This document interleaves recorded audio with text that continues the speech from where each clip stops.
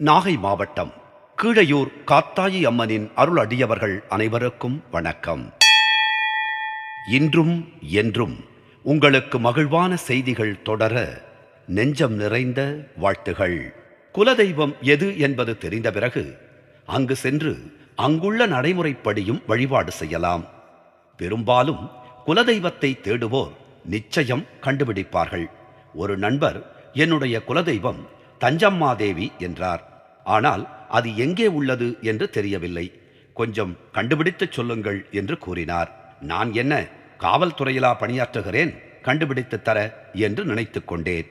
ஆனால் அவரிடம் சரி முயற்சி செய்கிறேன் என்று சொன்னேன். நாள்கள் உருண்டன.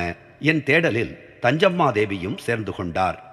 ஆனால் எங்கே உள்ளது என்பது என் தேடலில் கிடைக்கவில்லை. ஒரு நாள் அதே நண்பர் வெளியூர் பயணத்தின் போது தஞ்சம்மா கார் ரிப்பேர் சென்டர் என்ற போர்டை பார்த்து அவர்களிடம் கேட்டு அக்கோயில் எங்கே இருக்கிறது என்பதை கண்டறிந்ததாக சொன்னார். அந்த நண்பர் தேடிய தஞ்சம்மாதேவி என்ற கிராம தேவதையின் ஆலயம் காஞ்சிபுரம் அருகே வேலூரில் உள்ள அடுக்கம்புரை என்ற கிராமத்தில் உள்ளதாகவும் தஞ்சம்மாவுடன் செல்லியம்மா என்ற கிராம தேவதையும் இருந்ததாக தகவல் தந்தார். நான் மகிழ்ந்தேன். ஆம், நாம் குலதெய்வத்தை தேடுவது போலவே குலதெய்வமும் தம் அடியார்களை தேடுமோ என்று எண்ணி எண்ணி வியப்பில் ஆழ்ந்தேன். நாகை மாவட்டம் கீழையூர் காத்தாயி அம்மனின் திருப்பாதங்களை வணங்குவோம். அவள் அணைப்பில் இருக்கும் குழந்தையாய் நாமும் இருப்போம்.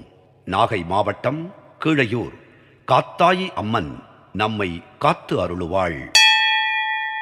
நன்றி, வணக்கம்.